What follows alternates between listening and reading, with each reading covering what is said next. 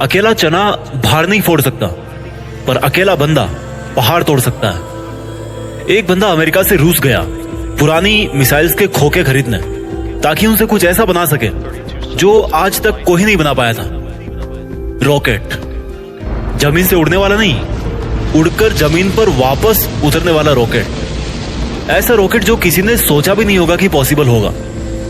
अगर किसी ने सोचा होगा तो उसके पास में आइडिया नहीं होगा कि कैसे रॉकेट को जमीन पे वापस उतारना है, और अगर किसी के पास में आइडिया भी होगा तो उसने किया नहीं होगा। लेकिन ये बंदा जो रॉकेट की एबीसीडी भी नहीं जानता था, जिसने किसी भी कॉलेज में कोई रॉकेट इंजीनियरिंग की डिग्री नहीं ली थी, वो बंदा ऐसा रॉकेट बनाने चला था जो उस टाइम की रॉकेट बनाने वाली बड़ी बड़ी कंपनीज को भी नहीं पता होगा। जमीन पे वापस उतरने वाला रॉकेट। रॉकेट लॉन्च तो कई साल से होते आए थे। कोई रॉकेट को लैंड करके दिखाए तो उसको बोलेंगे रियल दुनिया का रियल आयरन मैन। इस बंदे से रूस वालों ने जरूरत से ज्यादा पैसे मांगे। यहां तक कि कहा जाता है कि रूस में जो इस बंदे की मीटिंग हुई थी वहां की कमेटी के साथ में, उस मीटिंग में उस बंदे का बहुत मजाक उड़ाया गया। यहां तक कि उसके मुंह पे थूका भी गया, ये भी कहा जाता है। और इसको कहा गया कि तेरे पास पैसे तो है नहीं और तू आ गया मिसाइल खरीदने। ये बंदा बिना डील पूरी किए वापस अपने कंट्री आ गया और उसी दिन से किताब उठा ली इसी सवाल के जवाब में कि मैं क्यों नहीं बना सकता रॉकेट। मैं ऐसा रॉकेट बना के दिखाऊंगा जो बहुत कम खर्चे पे अंतरिक्ष में जा सके, और इसके बाद ऐसा रॉकेट बनाऊंगा जो लॉन्च के साथ साथ जमीन पर वापस भी लैंड कर सके। बंदे ने एक के बाद एक किताबें पढ़ डाली और शुरू कर दिया अपना पहला प्रोजेक्ट। सन 2006 पहले लॉन्च के 37 सेकंड के अंदर ही 37 सेकंड के अंदर ही उसका रॉकेट लॉन्च के बाद सीधा जमीन पे आके वापस गिर गया। और ये गिरना ऐसा था कि उस रॉकेट के टुकड़े टुकड़े हो गए। प्रोजेक्ट फेल हो गया। बंदा 4 साल से इस पे काम कर रहा था। 2002 से उसने काम शुरू किया था। 2006 में उसका पहला प्रोजेक्ट फेल हो गया। पैसों का बहुत नुकसान हो गया। बंदे ने फिर सवाल ढूंढने की कोशिश करी कि यार कहाँ कमी रह गई, रॉकेट लॉन्च क्यों नहीं हो पाया। 1 साल बाद फिर से रॉकेट लॉन्च किया, फिर से वही हुआ, मिशन फेल्ड, रॉकेट क्रैश, पैसों का भारी नुकसान। फिर 1 साल बाद तीसरी कोशिश करी और फिर वही हुआ, मिशन फेल्ड, रॉकेट क्रैश, पैसों का भारी नुकसान। एक के बाद एक करके 3 बार इसके प्रोजेक्ट फेल हो गए। अब इस बंदे के पास में है ना, बड़ी मुश्किल से केवल 1 को रॉकेट जितने पैसे बचे थे, या उतने भी नहीं बचे थे कह लो। जितने अच्छे अच्छे इंजीनियर थे ना इस बंदे के पास में, वो सब इसको छोड़ करके वापस चले गए। लेकिन इस बंदे में इतना जुनून था, इतना होमवर्क इसने कर रखा था कि इसने सोचा कि यार एक बार वो ट्राई करते हैं। लेकिन इसके पास में इतने पैसे नहीं थे कि ये अच्छे इंजीनियर्स को हायर कर सके, और ये घटिया इंजीनियर्स को रखना नहीं चाहता था। तो इसने डिसाइड किया कि जब मैंने इतनी पढ़ाई कर रखी है तो क्यों ना इस बार प्रोजेक्ट का चीफ इंजीनियर मैं ही बन जाऊं। वो बंदा खुद चीफ इंजीनियर था जिसने रॉकेट साइंस की कोई इंजीनियरिंग डिग्री नहीं ले रखी थी। बड़ी अजीब सी बात थी, बहुत रिस्की काम था ये। पैसों का पहले ही भारी नुकसान हो चुका था, लेकिन इस बंदे की हिम्मत का नुकसान कोई नहीं कर पाया। पूरी जान चौथी कोशिश में लगा दी, और उसके बाद में कुछ ऐसा हुआ ना जो आज तक कोई नहीं कर पाया। पूरी दुनिया ने एक नजारा देखा। दुनिया का सबसे कम बजट में उड़ने वाला रॉकेट सफलतापूर्वक लॉन्च हो चुका था। साइंस की दुनिया में ऐसी घटना पहली बार नहीं हुई थी, लेकिन इतने कम बजट के अंदर किसी रॉकेट को लॉन्च करना पहली बार हुआ था। ऐसा करके दिखाया उस बंदे ने जिसको किसी ने रॉकेट बनाना नहीं सिखाया। इस बंदे की कंपनी को आज दुनिया स्पेस एक्स के नाम से जानती है, और इसके रॉकेट में इतनी जान है ना कि नासा भी अपने कई सैटेलाइट स्पेस एक्स के जरिए अंतरिक्ष में भेजती है। जब इस बंदे के 3 फेल्ड लॉन्च के बाद में चौथा लॉन्च सफल हुआ ना, तो सफल होते ही नासा ने कहा कि भाई हमें यानी कि नासा वालों को चाहिए तुम्हारा ये रॉकेट। और सक्सेसफुल लॉन्च के 2-4 महीनों के अंदर ही डील पक्की भी हो गई, क्योंकि इसके पहले नासा का बहुत खर्चा होता था सैटेलाइट्स को लॉन्च करने में। लेकिन ये बंदा यहीं पे नहीं रुकने वाला था। बोला कि ऐसा रॉकेट बनाऊंगा अब जिसको बार बार यूज किया जा सके। आमतौर पे क्या होता है कि जब किसी सैटेलाइट को स्पेस में लॉन्च करना होता है तो वो सैटेलाइट को अंतरिक्ष में लेकर के जाता है, साथ साथ में उसको कैरी करने वाला रॉकेट भी उसके साथ में चला जाता है। वो उसको आप यूज नहीं कर सकते दोबारा, क्योंकि वो खत्म हो जाता है, यूज करने लायक वो बचता ही नहीं है। यानी कि ये बंदा ऐसा रॉकेट बनाना चाहता था जो अंतरिक्ष में जाकर के अपना काम करके सुरक्षित वापस जमीन पे आकर के लैंड हो जाए, ताकि उस रॉकेट में केवल फ्यूल भरना पड़े और फिर वो वापस स्पेस में जाने के लिए तैयार हो जाए। जब इस बंदे ने 2011 में अनाउंस किया कि मैं लैंड करने वाला रॉकेट बनाना चाहता हूँ, तो काफी लोगों ने इसकी मजाक बनाई। बड़े बड़े लोगों ने कहा कि ये फालतू का काम है, क्योंकि हवाई जहाज तो लैंड कर सकता है, लेकिन रॉकेट को लैंड करवाना नामुमकिन है। लेकिन इस बंदे के दिमाग में नामुमकिन नाम की कोई चीज नहीं थी। इसके दिमाग में केवल जिद थी कि मैं लैंड करने वाला रॉकेट जरूर बनाऊंगा, सबको गलत साबित करके बताऊंगा।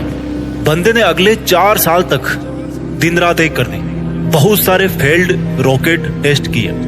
आखिरकार 2015 में पूरी दुनिया ने फिर से एक बार इस तरह का नजारा देखा जो वो आज तक हॉलीवुड की फिल्मों में ही देखती आई थी। इस बंदे ने लैंड करने वाला रॉकेट बना दिया, असंभव संभव हो गया। और ये बंदा फिर नहीं रुका। उस अंतरिक्ष में जाने वाले सैटेलाइट कैरियर रॉकेट को इसने पानी पे तैरते हुए प्लेटफॉर्म पर बड़ी एक्यूरेसी के साथ में लैंड करके दिखाया। कमाल का बंदा है। रॉकेट अंतरिक्ष में जाता है और सैटेलाइट को अर्थ की ऑर्बिट में छोड़कर 10-12 मिनट में वापस आकर के अपनी जगह पे खड़ा हो जाता है। इस बंदे को यार अगर रियल दुनिया का आयरन मैन नहीं बोलेंगे तो फिर किसको बोलेंगे और क्या बोलेंगे। ये वही बंदा था जिसने बचपन में इतनी किताबें पढ़ डाली थी कि एक समय ऐसा आया जब इसके आसपास में किताबें कम पढ़ने लग गई। लेकिन बंदे को पढ़ना था तो किताबों का स्टॉक खत्म होने के बाद में पूरा एनसाइक्लोपीडिया पढ़ डाला। ये बंदा आज दुनिया का सबसे अमीर इंसान बन चुका है। वो बंदा जिसका यह कहकर मजाक उड़ाया गया था कि तुम्हारे पास पैसे तो है नहीं, तुम आ गए मिसाइल खरीदने। आज इस बंदे की औकात इतनी बढ़ चुकी है ना कि वो वैसा कमेंट करने वाले लाखों बंदों को खरीद सकता है। ये सच है, पैसा इंसान को खरीद लेता है यार, यही सच्चाई है आज की। और ये बंदा अमीर क्यों नहीं बने? क्योंकि ये डिजर्व करता है। एलन मस्क, नाम तो सुना होगा। इस नाम में जान है, क्योंकि इस नाम के पीछे जो बंदा है ना उसके नॉलेज में जान है। कहानी यहीं पे खत्म नहीं होती। एलन मस्क ऐसे बहुत सारे काम करना चाहते हैं जो आज शायद इम्पॉसिबल लगते हैं, पर ये नहीं भूलना चाहिए कि वो लैंडिंग वाला रॉकेट भी किसी टाइम पे इम्पॉसिबल लगता था। इनके बहुत सारे ऐसे प्रोजेक्ट चल रहे हैं जिनके बारे में कोई सोच भी नहीं सकता। इनमें से एक फेमस प्रोजेक्ट है हाइपरलूप, जिसमें जमीन पर हवाई जहाज से भी ज्यादा स्पीड पे ट्रेवल करने का प्रोविजन होगा। ऐसी टेक्नोलॉजी होगी। अब थोड़ी सी जरूरी बात करते हैं। भारत, हमारे कंट्री में दुनिया के सबसे ज्यादा जवान लड़के और लड़कियां हैं। इतने ज्यादा कि कई देशों की टोटल पॉपुलेशन भी इतनी नहीं है। हमारे कंट्री में भी ऐसे टैलेंट की कोई कमी नहीं है। जरूरत है तो सोच को विजन देने की, विजन के लिए आइडिया जनरेट करने की और आइडिया को एक्शन में बदलने की। एलन मस्क का प्लान है कि नियर फ्यूचर में हम धरती के अलावा भी कोई ऐसी जगह ढूंढना चाहते हैं, ऐसी जगह पे अपनी बस्ती बनाना चाहते हैं जहां पर इंसान सुरक्षित रह सके। क्योंकि हो सकता है भविष्य में कोई एस्टेरॉइड धरती से टकरा जाए और धरती से मानवता ठीक उसी तरह से खत्म हो जाए जिस तरह से कई साल पहले डायनासोर धरती से चले गए थे, गायब हो गए थे। और इसलिए इनके फ्यूचर के प्रोजेक्ट में एक प्रोजेक्ट ये भी है कि मंगल ग्रह पर इंसानों की बस्ती बनाई जाए। इनका बड़ा तगड़ा है यार इनका विजन, और ऐसा विजन आज हमारे यूथ में होना बहुत जरूरी है। अगर ये बंदा कर सकता है ना तो समझ सकते हो कि इंसान का दिमाग कितना पावरफुल है, इंसान की हिम्मत कितनी पावरफुल है, इंसान की कैपेबिलिटी क्या है और इंसान के लिए क्या इम्पॉसिबल है। एलन मस्क का मानना है कि फेल होने से नहीं डरना चाहिए, क्योंकि फेल होना भी एक ऑप्शन होता है, लेकिन काम ना करना कोई ऑप्शन नहीं होता। ये खुद मानते हैं कि ये एक हफ्ते में लगभग 120 घंटे काम करते हैं। अगर 7 से डिवाइड करोगे ना तो लगभग 17 घंटे के आसपास आएंगे एक दिन में निकल के। कई बंदे तो इतना सोते होंगे। इनका कहना है कि मैं वो काम नहीं करता जो जरूरी है, मैं वो काम करता हूँ जो मुझे लगता है कि मुझे करना चाहिए। इनके फंडे बड़े सिंपल है यार। ये कहते हैं कि अच्छी स्कूल और अच्छी कॉलेज में जाने से बंदा एजुकेटेड नहीं हो जाता है, क्योंकि मैं कभी भी हार्वर्ड यूनिवर्सिटी में नहीं पढ़ा, लेकिन फिर भी वहां पर पढ़ चुके कई टैलेंटेड स्टूडेंट और इंजीनियर मेरे अंडर में काम करते हैं। ये कहते हैं कि एक्स्ट्रा ऑर्डिनरी बनने का हर ऑर्डिनरी इंसान के पास में ऑप्शन रहता है। इनका यह भी कहना है कि अगर आप फेल नहीं हो रहे हो तो इसका मतलब आप लाइफ में कुछ कर ही नहीं रहे हो। हर जवान लड़के और लड़की को आज ये बात समझनी पड़ेगी कि उनको आज की डेट में क्या करना चाहिए। क्या उनको वो करना चाहिए जो उनको लगता है कि जरूरी है, या उनको वो करना चाहिए जो उनको लगता है कि उनको करना चाहिए।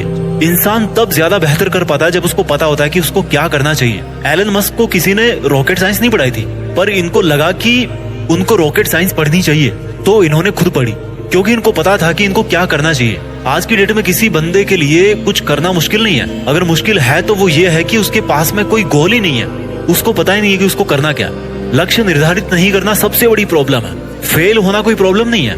एलन मस्क का मानना है कि नॉइज से ध्यान हटाकर सिग्नल की तरफ ध्यान दिया जाना चाहिए। उनका मानना है कि प्रॉब्लम कोई प्रॉब्लम नहीं होती, प्रॉब्लम का सॉल्यूशन ढूंढना एक प्रॉब्लम है। शब्दों में थोड़ा सा फेरबदल करने से पूरा वाक्य जो है ना, उस पूरे वाक्य का अर्थ बदल जाता है। और माइंड में थोड़ा सा विजन आपकी पूरी जिंदगी बदल के रख सकता है। अगर आपकी लाइफ में कोई प्रॉब्लम नहीं है ना आज, तो प्रॉब्लम क्रिएट करो खुद के लिए।